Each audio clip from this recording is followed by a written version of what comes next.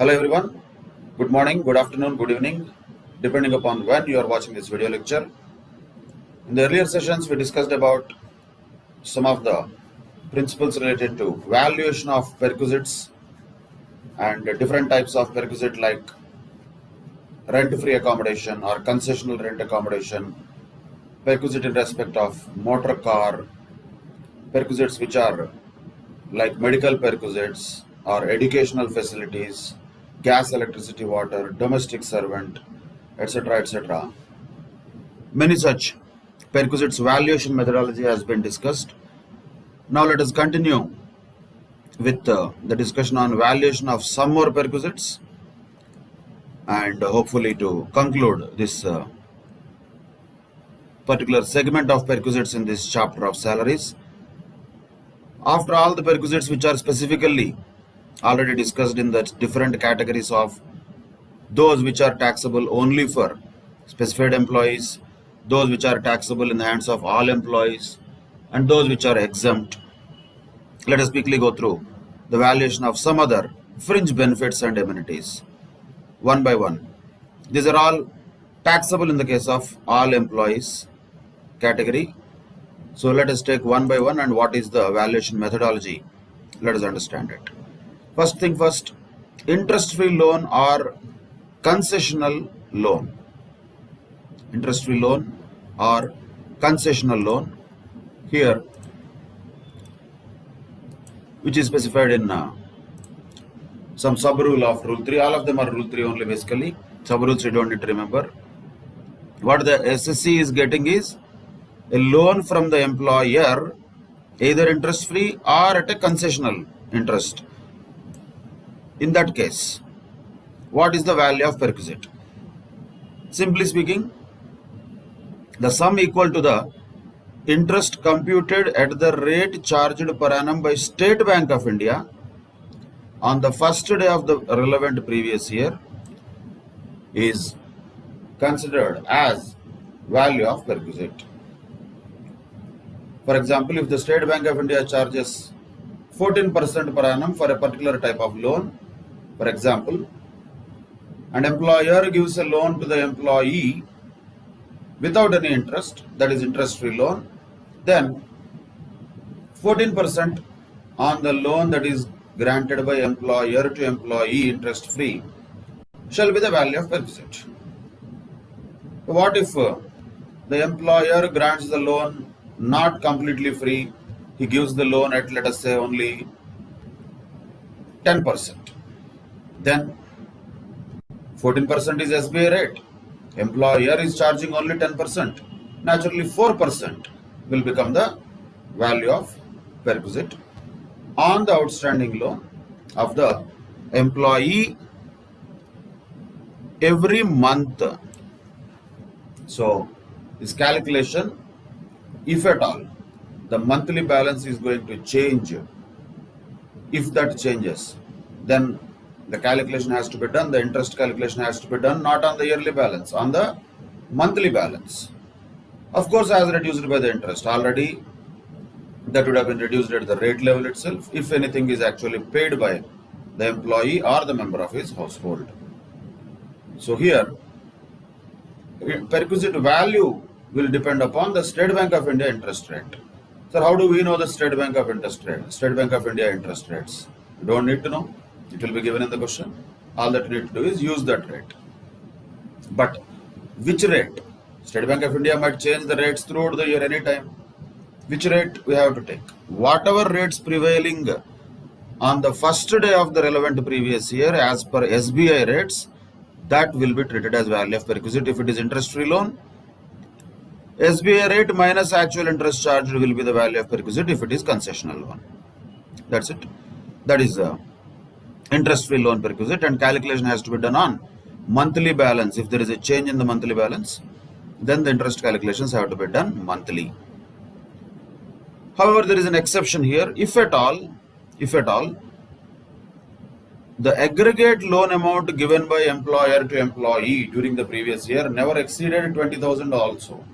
Means employer gave a loan to employee. By the way, loan is not a perquisite. Loan is not an income also. But employer has given a loan to employee which is not even crossing 20,000 rupees, but employer did not charge any interest also on that loan. Just interest-free loan is given by employer to employee, not exceeding 20,000 rupees in aggregate, not every time. 20,000 rupees given in September, 20,000 rupees given in January once again. No, not like that. Aggregate in the entire year, if the total amount of loans given by employer to employee does not exceed 20,000, we can just ignore that. Just ignore that. Where the employer gave the loan to employee, if the amount is less than 20,000 rupees. Same way, if the loan is given by employer to employee for the medical treatment of certain diseases. So what diseases as and all we don't need. Mostly the serious diseases like cancer, TB, etc. Employer is giving a loan to the employee, but for the purpose of medical treatment of employee. Loan is giving. Employer is not bearing the medical expenses of employee. Each and everything is different. Employer giving medical allowance, fully taxable. Employer providing medical facilities, taxable if it is not provided in the hospital which is a government hospital or a hospital maintained by employer or a hospital which is approved by the department for specified diseases. But here, employer is not giving medical treatment, is giving loan to the employee for the purpose of medical treatment of certain diseases. But the loan is given interest-free. Loan is never an income, but interest-free loan, the interest component on that interest-free loan is definitely income. But here, because the loan is given for medical treatment of employee, that is not treated as income. That shall be ignored. Same way, if the total loan amount does not exceed 20,000 rupees also, that should be ignored. That's it. That is about loan treatment. However, if at all this medical treatment loan and all is given by employer to employee, but employee is already covered by some medical insurance scheme, to that extent, this exception will not be applicable. For example, if employer gives a loan to employee 10 lakhs rupees, but employee is already covered by medical insurance because of which he got some 5 lakhs rupees. So this remaining 5 lakhs rupees which is given as interest-free loan shall become taxable. So on one hand, it was given as a benefit in point number B, it is taken back in point number C, provided if employee is covered under medical insurance. Then loan and all is not required, right? Whatever it is given by employer, interest-free to the employee for the purpose of medical purposes, in that case shall be treated as perquisite. It will be calculated just like any other loan at a rate which is applicable to the State Bank of India on the first day of the previous year. That is interest-free loan or concessional loan, we can say. Right?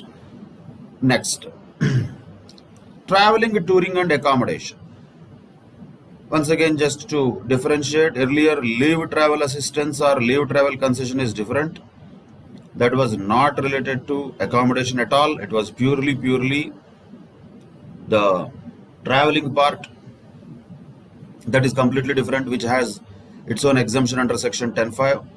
But here, if traveling, touring and accommodation expenses are reimbursed by employer, of course, what type of expenses? Are they official expenses? If they are official, there is no perquisite. There is no perquisite if it is official. These are the expenses incurred during any holiday availed by the employee, right? Other than the leave travel concession, that is different.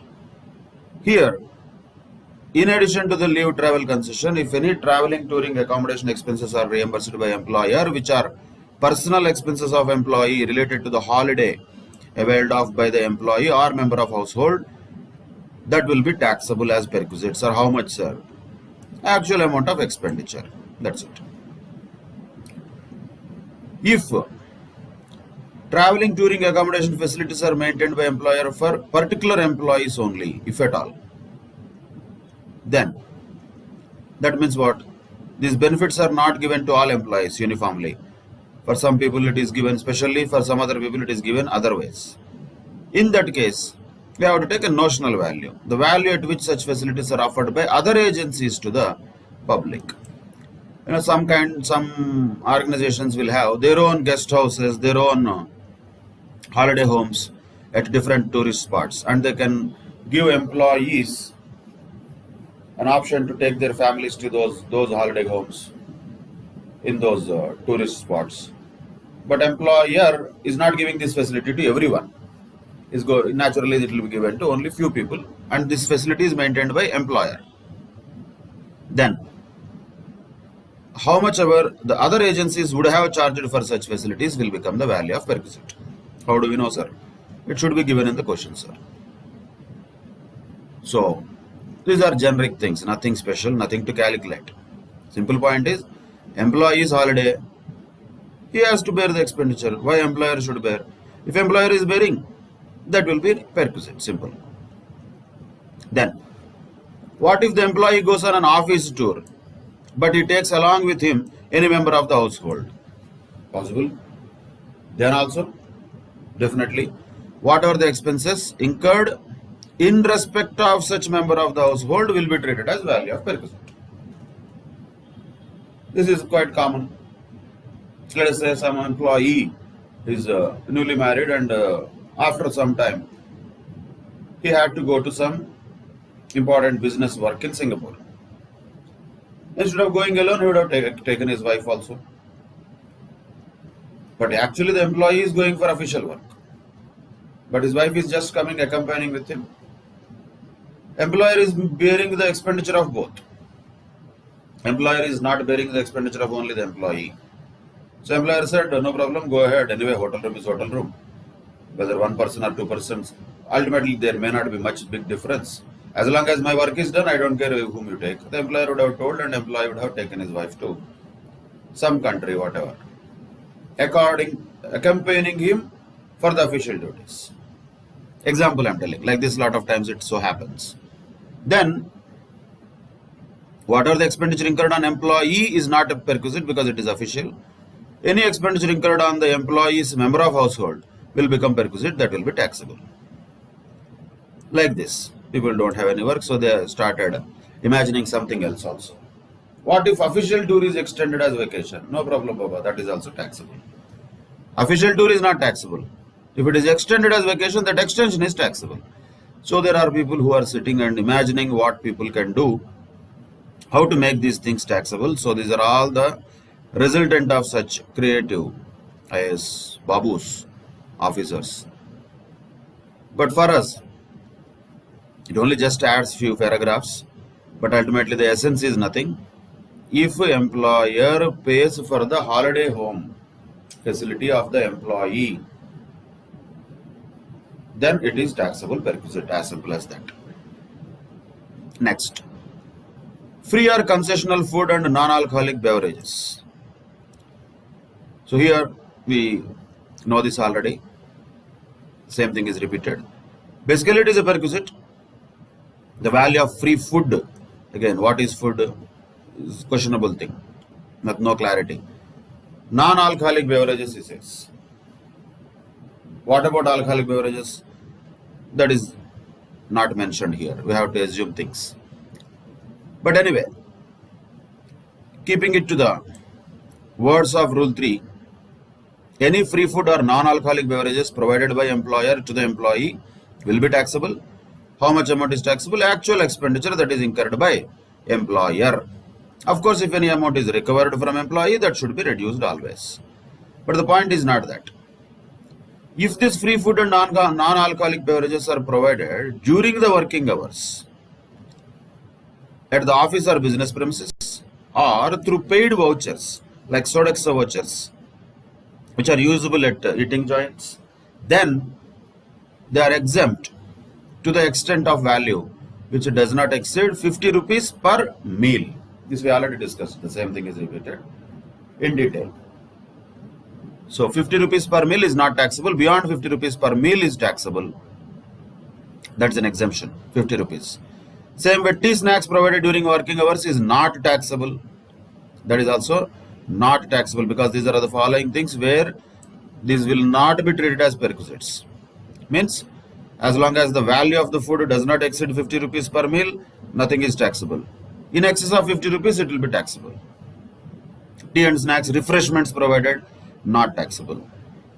And same way, we know this another one, like remote area and offshore installations, where the SSC is working in somewhere jungles, dam site, project site, some nuclear, whatever, reactors places, whatever they are, onshore oil exploration sites, like that. Remote areas, the SSC is working, employer is giving him food. Should that also be taxable? That would be pathetic. So that is not taxable. And thank God there is no restriction. The food should not include biryani, like that they did not, right? At least in the accommodation, they had put a lot of restrictions here. The size should not exceed this much. It should be so remote, blah, blah, blah. But here, at least those were considerate. Free food provided by employer to employee in the remote location is not taxable, whatever the food that may be. But during the office hours, if free food is provided by employer to employee, it is exempt up to 50 rupees only. Beyond 50 rupees, it will be taxable. But anytime refreshments are not taxable. And if we ask the question, how do you define snacks? How do you define food? What about alcoholic beverages? Mostly the answers will be blank. If at all employer provides alcoholic beverages, question may come, how is it possible? Modern employers are there. What we can do? All these modern techie companies, they do provide, whether you call them alcoholic beverages or whatever. There will be availability for employees. Then what? It would be taxable on the basis of actual expenditure. That's all. Means this 50 rupees exemption is not applicable for that. That we can say. That is the only interpretation we can draw, because the law or the rule is very clear about only non-alcoholic beverages. So these are, anyway, gray areas. Nobody is going to count the number of non-alcoholic or alcoholic beverages they are having and going to report to income tax department and find a value of perquisite here. It is absolutely rubbish. But where it is quite possible, practically, even in the modern software companies also is, usually some of the companies give vouchers, food vouchers to the employees, so that employees can take those vouchers and eat them anywhere they want. If that voucher, let us say 50 rupees, so nothing they will get. Maybe in little posh areas like Gachibowli and all, one samosa and tea also they cannot get. So definitely the voucher might be, let us say, 150 rupees per meal or 200 rupees per meal. Then beyond 50 rupees, it will be straight away taxable. That is the only area where it is a clear checkpoint. Otherwise, it is very difficult to establish how much is the value of the food that is provided by employer himself. What is the value of the food? How does the employer himself know? Daily, some people eat, some people don't eat. How much it is costing the employer to prepare the food per meal, that too, is all nonsensical things. Can't help it. But by the way, this is a very important provision or rule for examination problems. However, practically they may be nonsensical. For examination points, examination questions, anything is possible. So we have to keep that in mind. So many things which are practically just not possible can be asked in the exams. That's okay. Our job is only to know the provision, interpret it and apply it. Apply it in problems given to us, not in real life. Let us leave it to the outside world for that. That is about food related perquisite. Then what about value of gift voucher or any token in respect of such gift? Some gift voucher is given or gift itself is given by employer to employee. Then it shall be taxable according to the value of such gift, of course. But here there is one more exemption or exception, we can say. If the value of such gift voucher or token is below 5,000 rupees in aggregate during the previous year, the value of perquisite shall be taken as nil. So once again, question always arises. Same logic with the educational expenditure also. The wording used is like that. If the value of the educational facilities provided does not exceed 1,000 rupees per month per child, then the value of perquisite shall be taken as nil this side. Here also the value of gift, if it in aggregate for the entire year does not exceed 5,000 rupees, then the value of perquisite shall be taken as nil, it says. Now question always comes. What if the value of the gift is more than 5,000? Should we take only the excess of 5,000 or should we take the entire amount? Both interpretations are possible. Gray area, particularly if court has decided something, then only we can follow that. At least in case of education, there were some court judgments which said in excess of 1,000 per month can become taxable, favoring the SSE. But that also is not Supreme Court, so not a final thing. There is interpretation issue there also. Here for gifts also, either way we can interpret it. But let us consider any amount of gift which is received more than 5,000 is fully taxable. Let us interpret this one little strictly. Though we interpreted the educational facilities a little, let us say, liberally. Why, sir? Why should we strict there? Why should we liberal here? No answer, because it is gray area. We want to interpret both strictly, no problem. We want to interpret both liberally, no problem. But general treatment, how we do in majority of the cases, some authors do like this, some others do like that, because there is no clarity on this. It is like that. So let us stick to one model so that we don't have to have different answers from one student to another student.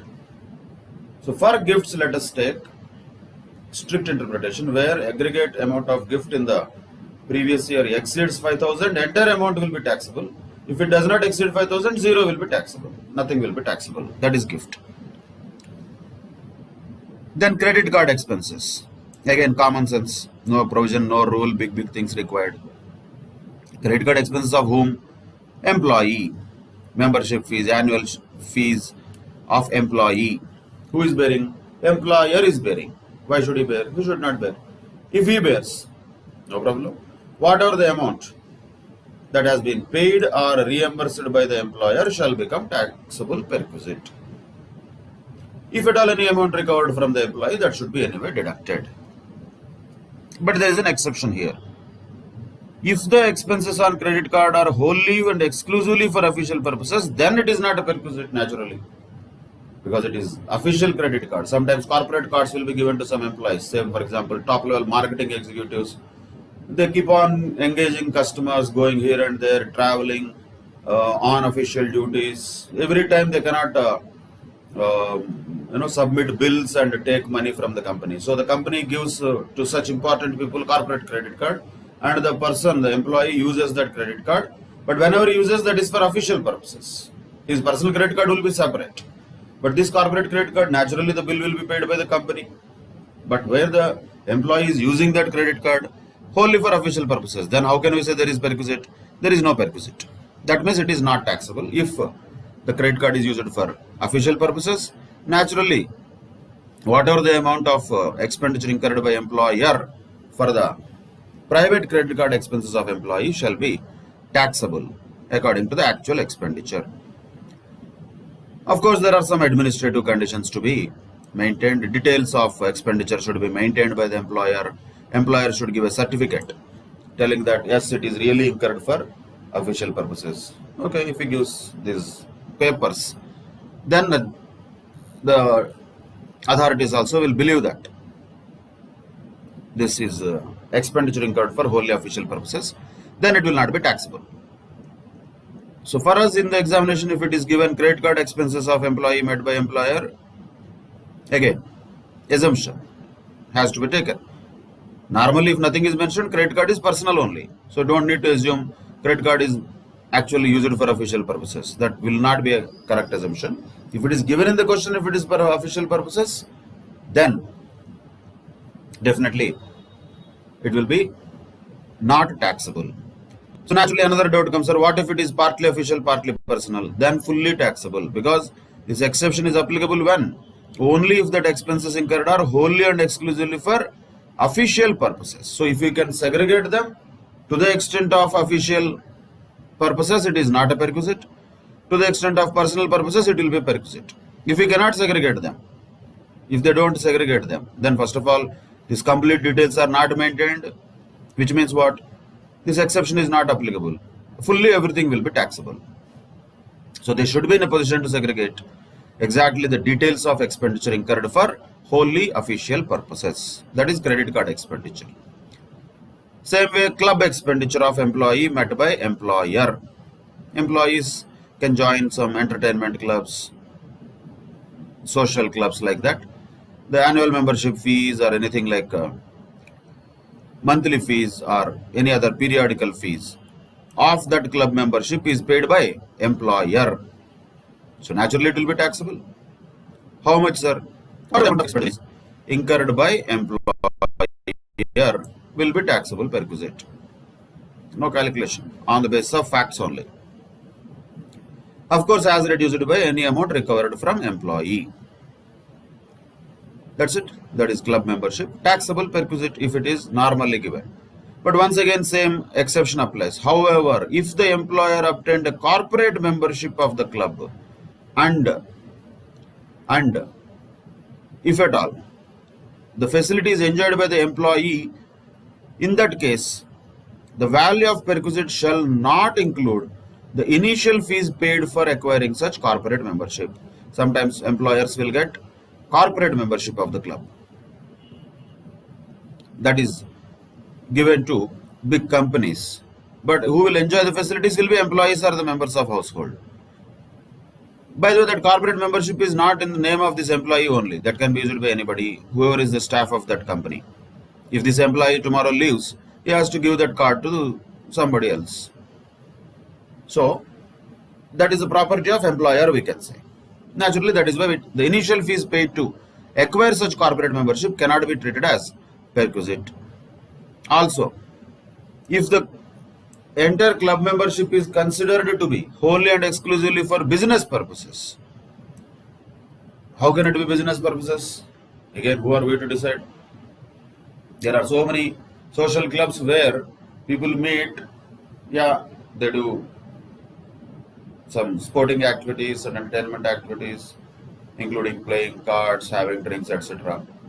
But at the same time, the top level clubs, the people, the members of them, also will close so many business deals in the same time. They talk to each other, particularly once again, those who are in the business development portion of the company, they will meet new people there, they meet new clients there, they make new business there in the process of socializing with top-notch persons in the society.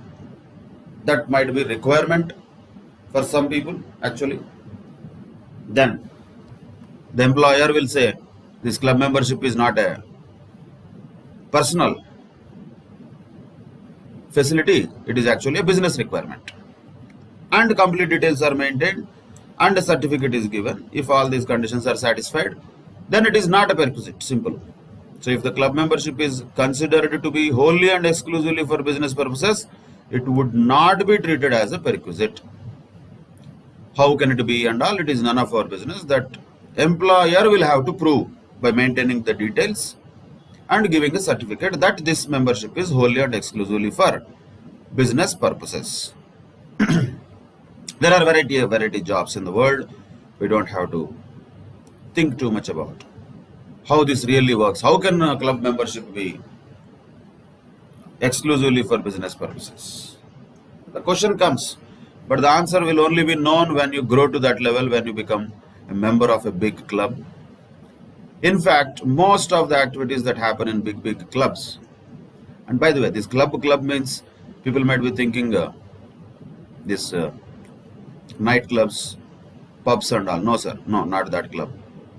Discotheques, no, that is not the club we are talking here. This is something like Nizam Club, Hyderabad Club, Country Club, Secunderabad Club, big ones, Chiran Fort Club, some of the clubs in Hyderabad.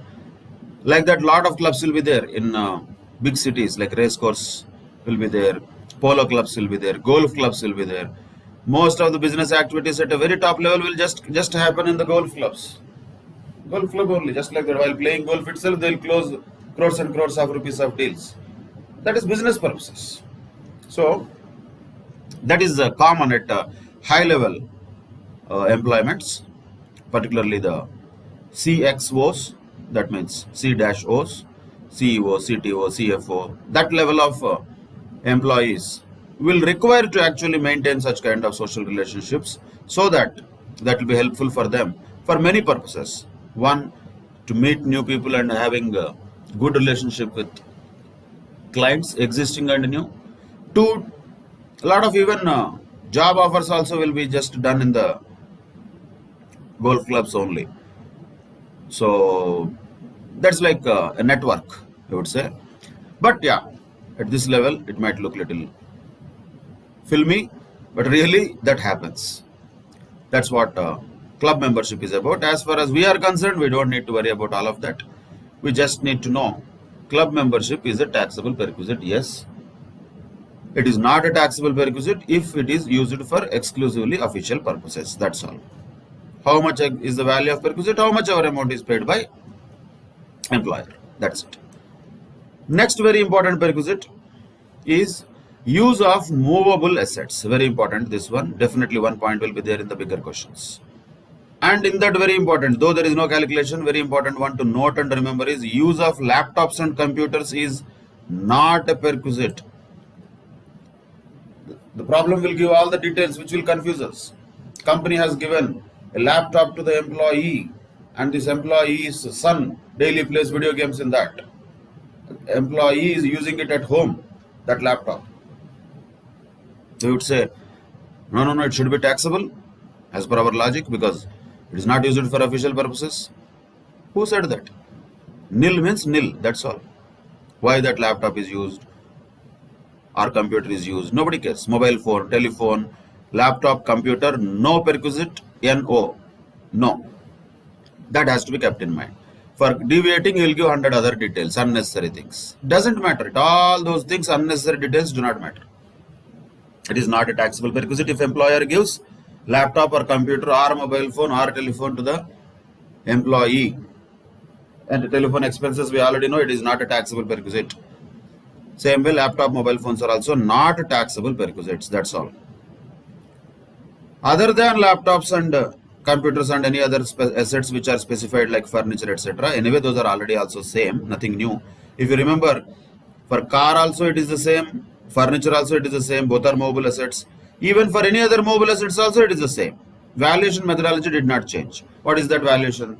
10% per annum of the actual cost of the asset, or the amount of actual rental charges or charges paid by employer, as the case may be. That's it. If the asset provided by employer to the employee is owned by the employer, then 10% of the actual cost of the asset. Actual cost, by the way, unnecessary information we should not look at. Or if the asset itself is leased by the employer or hired by the employer, then in turn it is given to the employee. Then whatever hire charges employer actually pays to the owner of that asset, whoever that may be, that will be the value of perquisite. And of course, if there is any amount recovered from the employee, that should be deducted from the value that has been already so derived. That is use of mobile assets, very, very important provision. And almost equal and more than that important is transfer of mobile assets. This is also important because this involves calculations also. So naturally, the questions will get attracted to such kind of rules and provisions. Transfer of mobile assets. Transfer of mobile assets means employer is transferring some mobile asset to employee. So what? Transferring means for life. Is gifting one way. Is giving it away. Employer is giving away some mobile assets to employee. But who actually was the owner of these assets? Employer only. But after some time of usage, employer says, okay, keep this with you, it is yours from now onwards. So, employer is transferring some mobile assets to employee. So, what is the value of perquisite here? If you understand the logic, it is easier here to understand all of them, because the logic is same, numbers will be different. So, what is the mobile asset? Employer originally would have purchased this mobile asset, right? So, let us call that as purchase cost. Purchase cost is originally there. Who purchased it? Employer purchased it. 2 years back, 3 years back, 5 years back, whatever the time period may be, employer purchased it and used it. Employer means not necessarily employer only. Employee might have used it also. But ownership of the asset was with whom? Employer all these days. Let us say employer had purchased a car and given to employee, and employee used the car for 3 years. All these 3 years was that not a taxable perquisite for employee? Already it happened. That is over. That was usage of car. Now what is happening is different. Now what is happening? The employer has told employee, boss, anyway you have this car now for 3 years, you keep it with you only, take it. Or you give me some nominal amount and take the ownership of the car. So that is transfer of mobile assets. How to get that? Logic, if you understand, it is easy. Original whatever purchase cost of the employer is there, who has purchased this asset. From that, we need to use some depreciation percentage definitely for each completed year of usage. Each completed year of usage. Then what we will get is, we can say the value of the asset on the date of transfer. From that, if you deduct amount that is recovered from the employee, if any, then if this is value of the asset, this is the value of perquisite. That is perquisite value in respect of transfer of mobile assets. Logic is same. Whatever the original purchase price, who purchased? Employer purchased. Whoever used it doesn't matter, but ownership was with employer only. How many years it was used? Whatever number of years it is used, for each completed year of usage, some percentage of depreciation you have to deduct. Then what you will get is the value of the asset on the date of transfer according to rule 3, not the daily, that is the market value. No, we are calculating like that. And if at all that asset is transferred to employee by recovering some amount from employee, then whatever the amount recovered shall be deducted. So naturally the value of perquisite will arise. So what are the things to be noted here? First of all, what is the asset? Which asset we are talking? That is first point. Second point, what is the rate of depreciation we are talking? And third point, what is the method of depreciation we are talking? If these three things we know, logic is always the same. So let us take one by one the assets. Computers and electronic items. If these are the assets, computers and electronic items, depreciation should be computed at the rate of 50% on WDV method. Of course, always it is for each completed year of usage. Completed means partial year of usage should be ignored. Let us say 3 years and 2 months it was used. We have to take only 3 years. So what if 3 years and 11 months it is used? Still you have to take 3 years only, because 4th year is not complete. So for each completed year of usage, depreciation has to be calculated at the rate of 50%. On which method? That too, WDV method, written down value method. For each year we have to calculate depreciation, and the depreciated value of the asset will be naturally reduced by any amount that has been paid by employee to the employer. So if at all employee is paying any amount, naturally in all cases such amount so paid shall be deducted from the value of perquisite as determined above. But what is the value of asset according to this, or we can call it depreciated value of the asset, is original purchase price minus depreciation according to some method. For computers and electronic items, what is the method we have to follow? 50% on 50% depreciation rate using WDV method. That's it. Now some of you might be thinking, sir, computers just now we said it is not taxable, again now we are telling it is taxable. This type of wrong doubts will come. You have to be very clear. What is the difference, sir? Now you observe.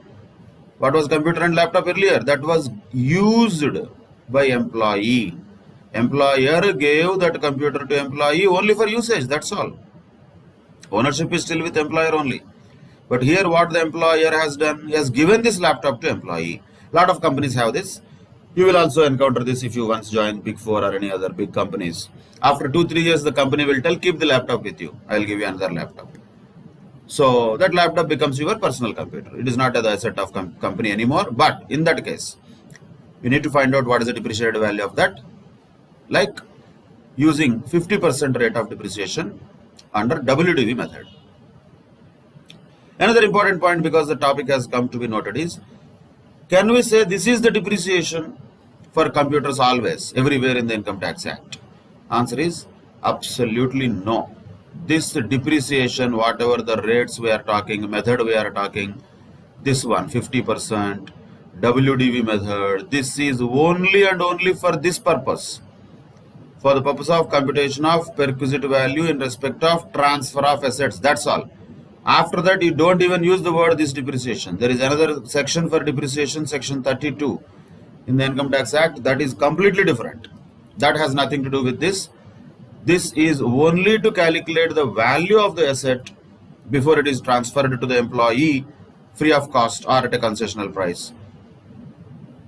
And nowhere else it will be useful. Don't try to mix it anywhere else in the Income Tax Act. No. Only these percentages methods have to be remembered only for this purpose. Same way, what if the asset is motor car? Then the rate of depreciation is 20%. Method is same, WDV, naturally for each completed year of usage. What if any other asset is there? Then rate of depreciation is 10%, but now look at the method. Here it is straight line method for each completed year of usage. So for computers it is 50% WDV, for motor cars it is 20% WDV, any other asset it is 10% straight line method. So that is about transfer of mobile assets, and this also is a little bit, I would say, gray area where people generally mix it up. Sir, what are these electronic items? Can we consider, let us say, air conditioner also electronic item? No, sir. Air conditioner is not electronic item. It will be considered as any other asset. Television, no, not electronic item. Dishwasher, refrigerator, washing machine, are they electronic items? No. That is not what the law meant here. Electronic items means computers. Along with that, printer is okay. Along with computer, UPS is okay. Along with computer only, all of those things. So those are electronic items which are related to the computer and laptop, not the electronic appliances. House appliances are different. They are called popularly furniture. They are not called as electronic items. So for this purpose, you have to be also careful what is an electronic item where 50% has to be used, what is not an electronic item where only 10% has to be used. So for all these things which are household appliances, mixie, grinder, refrigerator, washing machine, dishwasher, air conditioner, all these things, television, we cannot call them electronic items. Those are other assets, which means what we have to use 10% rate of depreciation for each completed year of usage under straight line method. So keep that in mind. Laptops, computers, computer, printer, UPS along with the computer, these are all okay.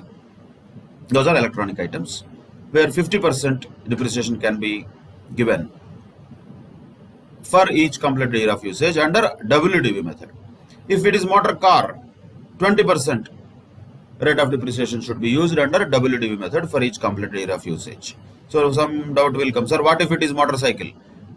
That doubt should not come, because law said motor car means motor car only. Any other asset means anything other than motor car, right? So it will fall under the third category, where 10% SLM, that's it. Will motor car include motorcycle also? No. Motor car means motor car only. It will not include motorcycle, tractor, truck, no. None of them will be included. Car means car only. So that clarity should be there. Each word, that is why, is important. When we observe them in the facts, they become more and more important in the problems. Okay? That is about other taxable perquisites, fringe benefits you can call them. In spite of all these things, still the list is not over. If any other benefit or amenity is given, or service is given, or a right or a privilege is given by employer to the employee, then whatever the cost to the employer is there, normally under arm's length transaction means under normal transaction without any related party relationship. So normally if the employer, how much he would have incurred as reduced by the employee's contribution, if any, will be the value of perquisite. So this rule is general rule, where we know that practically impossible to identify everything that employers can give to employees. Employers can give so many things to employees. Already our lawmakers or rule makers, babus, were creative enough to identify so many possibilities. But that does not mean they exhausted all the possibilities.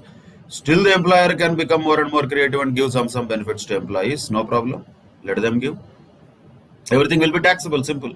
Because whatever the benefit, amenity, service, right or privilege provided by the employer for the personal benefit, naturally, of the employee shall be a taxable perquisite. And how much will be the amount? Whatever the cost that is incurred by employer will be taxable as perquisite, as reduced by employee's contribution, if any.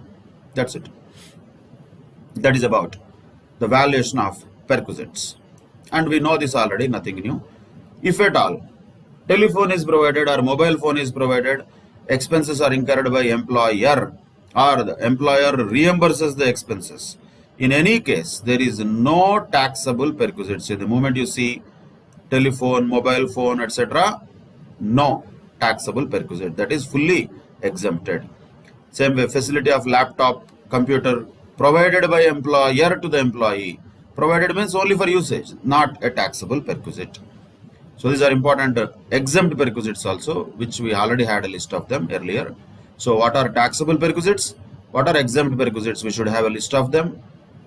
Within taxable perquisites also, which are taxable in the hands of all employees, which are taxable in the hands of specified employees only, also has to be specifically segregated.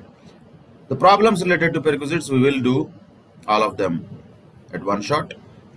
But before that, let us complete other perquisite valuations also, which were not already discussed. So illustration number 1920, we'll do that later.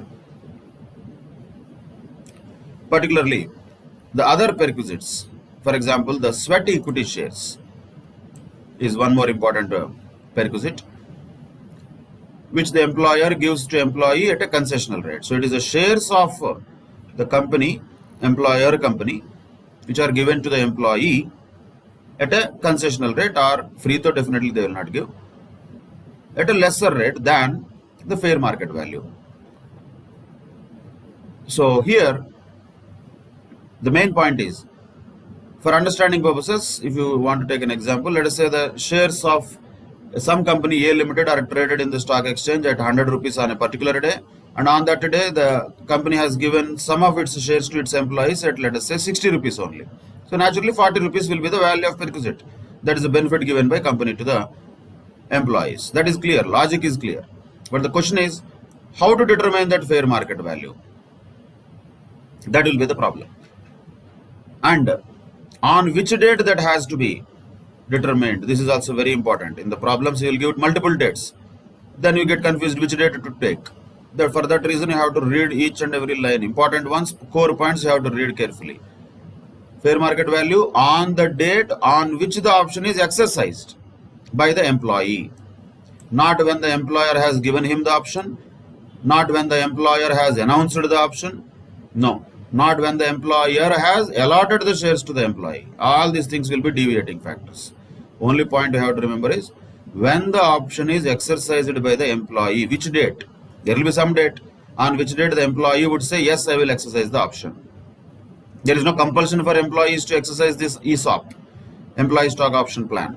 Some employees may say, no, I don't want all these shares, keep it with you. That's fine, that is with them. Some employees may exercise the option. On which date they exercise the option, the fair market value of such specified security or sweat equity share, and we are talking about equity shares of a company, that will be determined using the following manner. Just a straightforward thing. If it is recognized, if it is listed on a recognized stock exchange, then what we have to take? We have to take average of the opening and closing price of the share on that date. Which date? On the date on which the option is exercised by employee. It is already a listed share in the recognized stock exchange, so these data are available in public domain. Opening price plus closing price divided by 2. That's it. Opening price means the price of the share at the beginning of the market in the morning when the stock market opens. Closing price means at the end of the time, closing of the market. Add them, divided by 2 is average price. That will be treated as if it is the fair market value of the share on that day. Then another permutation combination. So what if the same share is listed in more than one recognized stock exchange? Happens in India, we have National Stock Exchange also and Bombay Stock Exchange also. Same shares are listed in both the stock exchanges. Most of the top companies are listed in both the stock exchanges. Then what? Which stock exchange we have to consider? We have to consider the average of opening and closing price of such a stock exchange which records the highest volume of trading on that day. Whichever stock exchange. If it is listed on both 2 or more stock exchanges, there is no possibility of more in India. More than one stock exchange, if it is listed, then which stock exchange we should consider as our stock exchange, which will be used for computing the fair market value of the share on that day? The stock exchange which records highest volume of trading, where the maximum number of shares are traded on that particular day on which the option was exercised by the SSE. That is another possibility. That is on the day of exercise of option, average price we have to take, opening plus closing divided by 2. So naturally some other permutations will emerge from this. So what if no trading happened on that day? Employee exercised the option on one day. Incidentally, it was, let us say, Saturday. But stock market was closed on that day. So what we should do? We don't have to worry. We have to take the closing price of the share on the date closest to the date immediately preceding such date. So if we say preceding day, then again question will come, what if that day is also holiday? Then go backwards. That is also holiday. Go backwards. Whatever the day immediately preceding such date of exercise of option. But here important point here is not average price, sir. Here it is closing price we have to take. If there is no trading in the share on any recognized stock exchange on that date of exercising of option. If these are all ifs only. If this different possibilities are happening, then how to treat is the question. How to calculate is the question. So that is the point here. If there was no trading on that day in any stock exchange, then go back. Whenever the trading happened last time, closing price you have to take. Okay. Of course, while taking that also, if we have, let us say, confusion that what if it was traded on both the stock exchanges on that day, same logic. Whichever stock exchange has recorded more volume on that day will be considered, and closing price of that share on that market will be considered. That's all. Opening price, closing price, we don't have to worry. Opening is opening, closing is closing. That does not require explanation. That is about shares which are listed in the recognized stock exchange. So what if the shares are not listed on a recognized stock exchange? Then it becomes a big mess and it has to be valued. The share value has to be done by a merchant banker. There will be separate people who will be doing this valuation of shares and all. It has to be specifically done by them. Then only fair market value will be arrived. So that becomes a very complicated process. If at all, for us it is given, whatever the value merchant banker already gives, that only will be taking. We don't have to value shares. That is none of our business. So that is why unlisted shares is not a possibility generally in the exams. Listed shares, yes. Why? Because a lot of permutations, combinations are there. Shares are listed, but trading did not happen. Shares are listed on more than one stock exchange. Then what should we take? Like that. If shares are listed, then average price has to be taken. If shares are listed, but no trading happened on the day of exercise of option, we have to take the closing price of any preceding day of trading.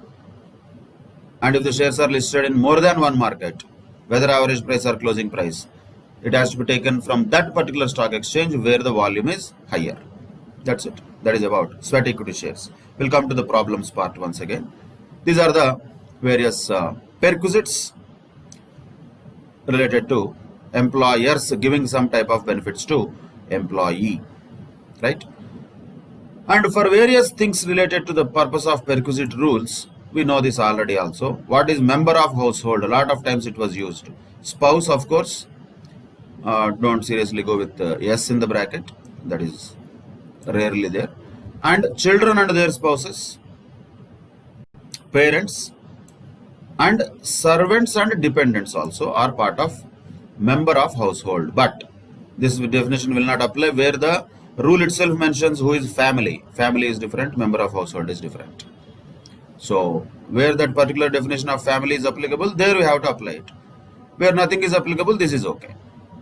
So that is where basically spouse, children and their spouses, parents and servants and dependents also are called as members of household. And salary, we know this already.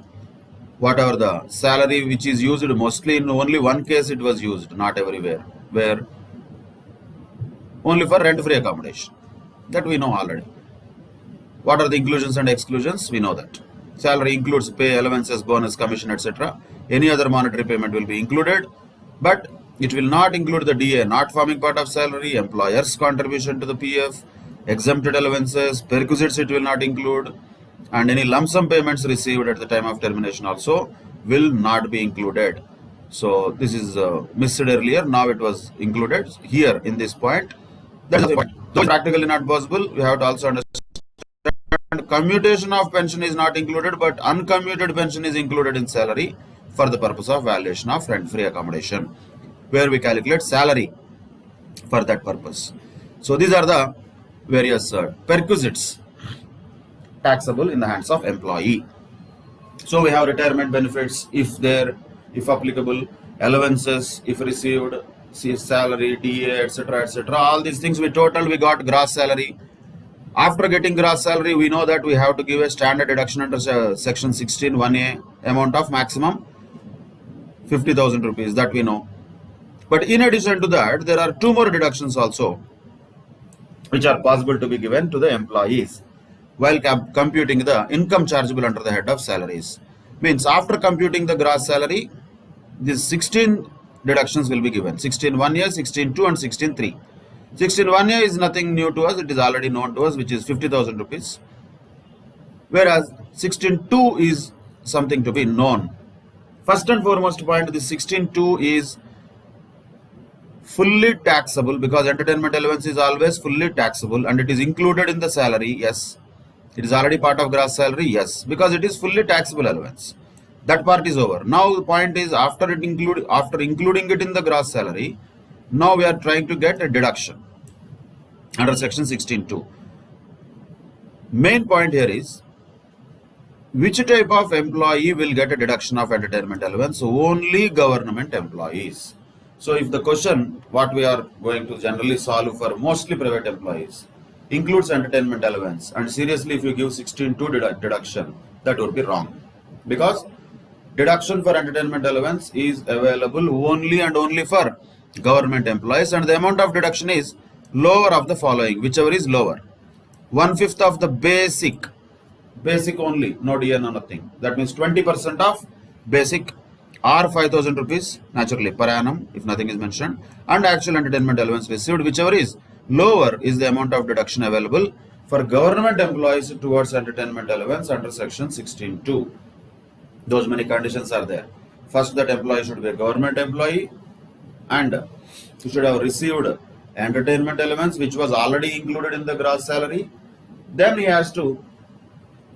he can get a deduction under section 16(2), whichever is lower of the following: 20% of basic or 5,000 rupees or entertainment allowance actually received, whichever is lower. That's all. Okay, that is a point to be noted for deduction, and this will be given in the questions to confuse once again. Actually, how much amount spent by employee towards entertainment out of the entertainment allowance is not a relevant consideration at all. So for giving deduction under 16(2), actually how much employee has spent, all this information unnecessarily will be given. You should just ignore it. It is not at all an important relevant consideration at all. Considerations are only as per law, not the deviations. We should never get deviated from the law or rules which are given. So straight away, 20% of basic, 5,000 or actual entertainment allowance received, whichever is lower is allowed as deduction only and only for government employees under section 16(2). That is one of them under section 16, deductions. Then professional tax on employment, sometimes called professional tax, tax on employment, whatever the name it is. It is something which is generally levied by states, not by center. But that is a payment by employee. Means some expenditure definitely by employee, but really paid. Paid is important here. Due is not allowed as deduction. It should be actually paid by employee during the previous year. If so, that amount will be allowed as deduction. Once again, I would say don't worry about this 2500 and all. That is, as per Constitution of India, there is a limit on that. But suddenly in the problem, if it says professional tax paid by employee is 3500, we cannot go to Constitution and bring all these things. So forget about it. Simply speaking, professional tax is allowed as deduction. How much, sir? How much ever is paid by employee is allowed as deduction. So what if the professional tax is paid by employer? Then what? Then it is what? Basically, it is the obligation of employee met by employer. Then what should happen? First, it should be included as salary because it is perquisite. Then it will be given as deduction under section 16(3). So professional tax paid during the previous year towards employees' employment will be allowed as deduction, whether it is paid by employer or employee. But understand the difference. If employee himself pays it, because it is only an expenditure, it will be just allowed as deduction after computing gross salary. But if employer pays professional tax on behalf of employee, first it becomes perquisite. So first it is included in the computation of gross salary, then deduction under section 16(3) will be given later. So these are the three deductions available only under Income Tax Act for the head of salaries: 16(1)(a), 16(2) and 16(3). Right? These are the points to be noted in the head of salaries. Relief under section 89 is not having any relation with this particular chapter only. It is a generic discussion which we can do later. United Nations organizations and all will be anyway exempt and all, we know that. That's it. With this, we can conclude the theoretical provision oriented discussion on the chapter of salaries. Once again, before we start solving the problems, everyone should be very thorough with the provisions. You should keep all the summary of the provisions at one place for reference, and you should be keeping on revising those provisions also. Then only problem solving has some meaning. Otherwise, problem solving is useless, meaningless. So with that, we can conclude this chapter salaries, and we'll discuss some of the problems, comprehensive questions which are given in the ICA material in the next session. And then naturally, I'll give some more questions for your practice as task later. But one point I would like to just draw your attention to is understand and apply the provisions very thoroughly. Don't just casually take some point in the provision and apply it into the problem. What I observed in some of the answers, I could smell some recklessness in that, which is not correct. Once again, I'm repeating, this taxation is more about precision. Perfect point has to be touched. And there will be a lot of nonsense. There will be trash and trash and trash. We should have the capacity to segregate trash from the real content. And the content we should be 100% thorough with. That should be applied in the problems.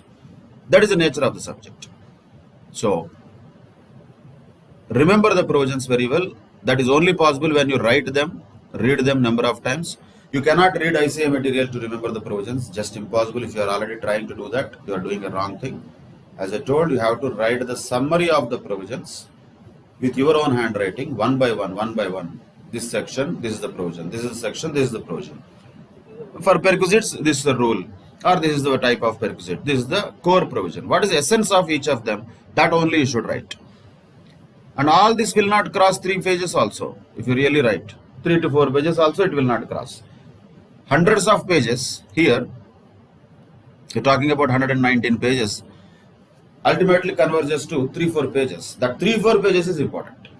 That 3-4 pages, what you summarize in your own handwriting, the core of the provisions of salaries is important. And if you develop the habit like this, any other chapter in Income Tax Act also can be approached very easily, revised easily. Once again, income tax is a subject which takes a lot of time to read, interpret and understand, but it will take very less time to revise if we are ready with that revision notes. And remembering is always about how many times you revise. Remembering is not some gift that will be there automatically to everybody. You have to practice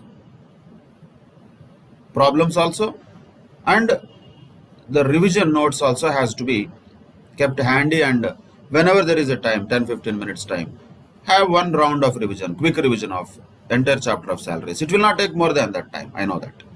So like this, how many number of times you revise, that much thorough will become. Less number of times we revise, we miss one point somewhere in the corner, and in the exam problems we'll do that mistake only. Then we'll say, error, we did a mistake, error, I forgot it. All these things will come out naturally. You would have experienced it already. That should not happen. For that purpose, thoroughness, precision is what is required. So particularly for this chapter is purely based on that. Common sense logic is applicable in some cases only. Mostly it is the provisions that will be absolutely required to be applied, keeping our bias apart. No other option. That is what the law says, and that is what we should just use as an application while solving the problems. Then, with that, we'll conclude today's session, and in the next session, we'll solve the problems, comprehensive problems related to computation of salaries. Till then, take care. Bye bye. Thank you very much.